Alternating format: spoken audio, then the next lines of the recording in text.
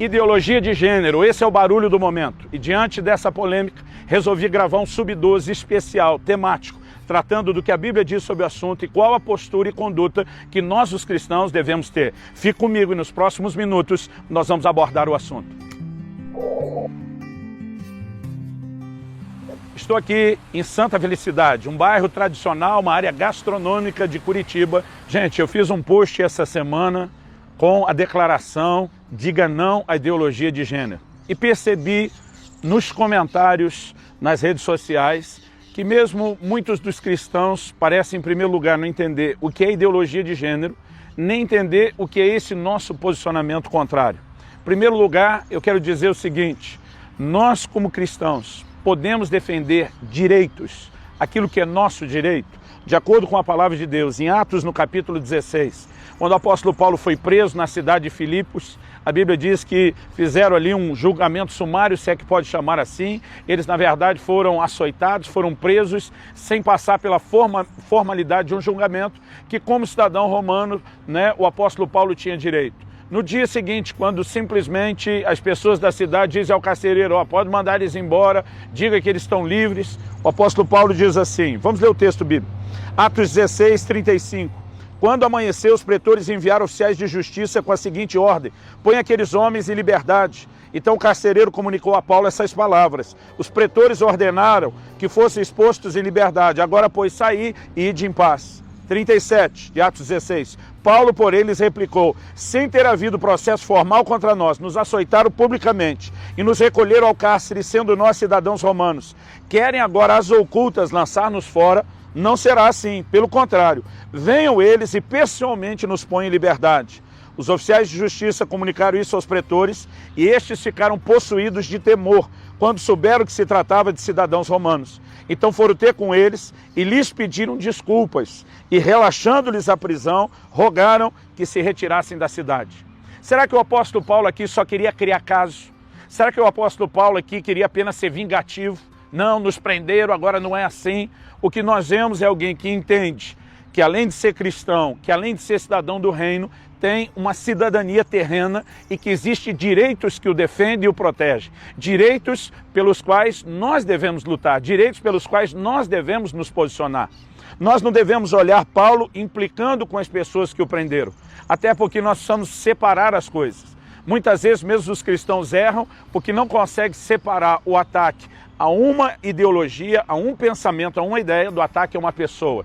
Então a primeira coisa que eu quero deixar claro: nós como cristãos temos o direito de lutar pelos nossos direitos, que envolve a proteção das nossas crianças, e é o assunto por trás da ideologia de gênero. Dito isso, vamos passar para o segundo ponto. Ouvi o questionamento de muita gente: onde está o amor? Vocês pregam amor, agora estão aí julgando pessoas. Em primeiro lugar, Deus ama de fato a todos, é verdade. Agora, o amor de Deus não significa que Deus concorda com o pecador na sua prática de pecado.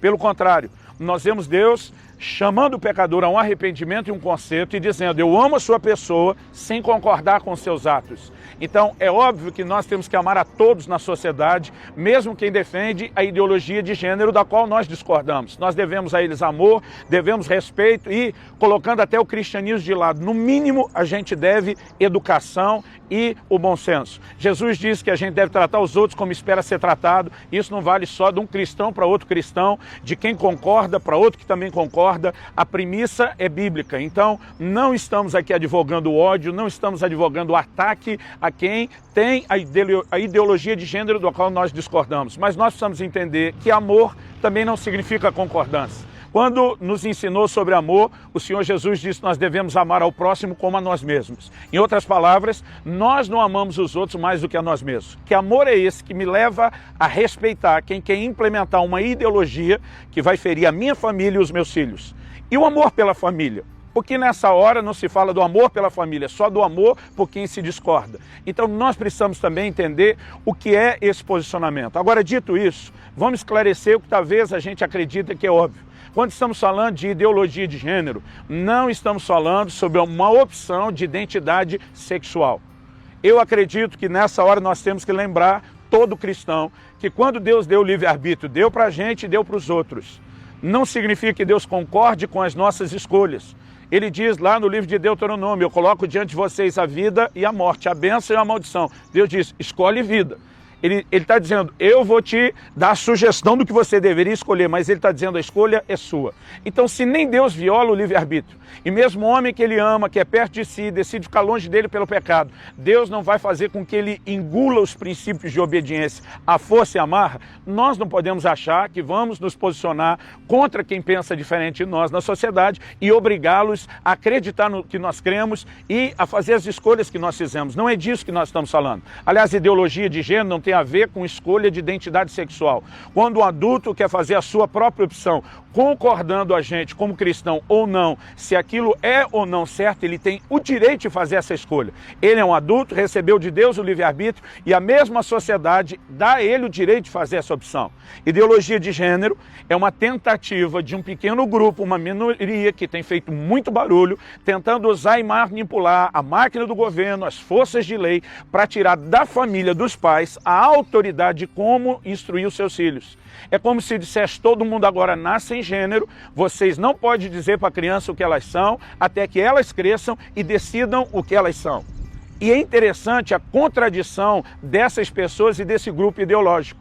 Porque, por exemplo, nós não podemos dizer para os filhos o que são, eles é que têm que escolher. Quando nós, os cristãos, advogamos o direito de que um psicólogo cristão atenda quem tem uma identidade sexual diferenciada e quer mudar a sua opinião, existe guerra.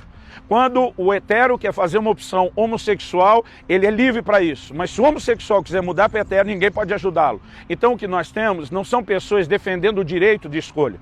Nós, os cristãos, embora não concordando com essas opções sexuais, nós estamos dizendo, vocês têm o direito de escolher o que quiserem e vão ter as consequências das escolhas, mas não lutamos contra o direito. Agora, esse pequeno grupo quer criar uma ditadura, onde eles escolham o que eles querem e eles escolham sobre nós e sobre os nossos filhos o que nós não queríamos escolher com eles. Então, quando falamos da ideologia, nós estamos atacando um conceito, não as pessoas. Como cristãos, nós vamos amar cada pessoa, eles serão bem-vindos aos nossos cultos, igreja, para ouvir a palavra e a pregação, que sempre será contrária à opção que eles fizeram. Mas como pessoas serão amados, serão respeitados. Não estamos advogando ódio, não estamos jogando ninguém contra as outras pessoas, mas nós temos nessa hora não só o direito de defendermos a criação dos nossos filhos.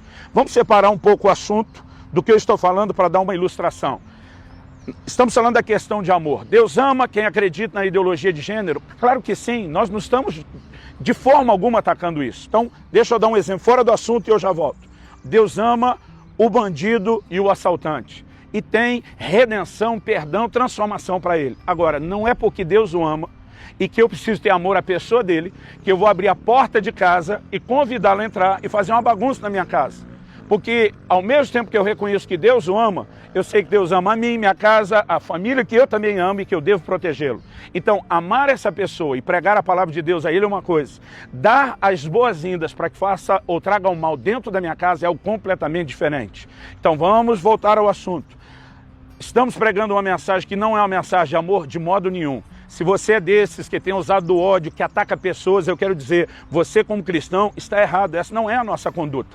Agora, nós não atacamos pessoas, nós atacamos ideias. E não atacamos por atacar, nós temos o direito de defender o nosso direito e de levantar a bandeira e os valores cristãos. Porque esse grupo pode levantar as suas ideias, defender o que eles acreditam. E nós que temos um posicionamento contrário, temos que engolir essa ditadura. Isso não é verdade, nunca foi e nunca será. E eu quero terminar te ajudando a entender o seguinte, biblicamente. Eu já vi gente colocar fora do contexto a declaração de Paulo aos Gálatas, quando ele diz, em Cristo não há homem nem mulher. A Bíblia não está dizendo de forma alguma nada que dê munição para quem prega ideologia de gênero.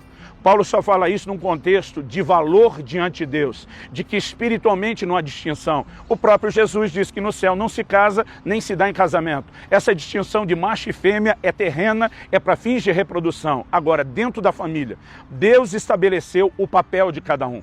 A palavra de Deus fala que o pai, ou o marido é o cabeça do lar. Ele tem autoridade na família, ele tem autoridade de governo. Isso não significa que a mulher não tenha valor. O Senhor Jesus deu um alto valor à mulher que nem a sociedade dos seus dias dava. E nós precisamos entender isso. Por exemplo, meus filhos cresceram entendendo que eles devem submissão e honra aos pais. É um princípio bíblico. Aliás, Quem não é cristão diria que isso, no mínimo, é uma boa educação.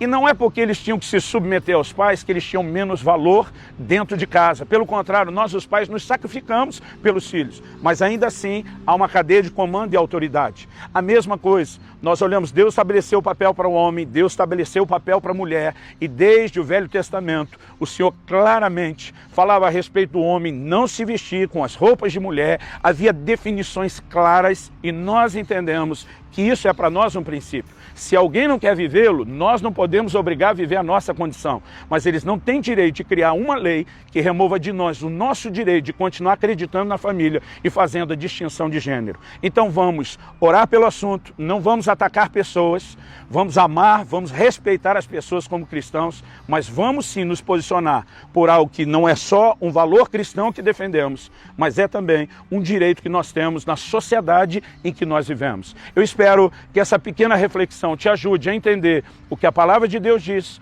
quais são as nossas responsabilidades para com essa sociedade de quem a gente discorda, andar em amor, mas com um posicionamento firme, dizendo nós vamos ser luz, nós vamos ser sal e nós vamos fazer diferença na nossa conduta, mas também na maneira como vamos tratar aqueles que discordam de nós.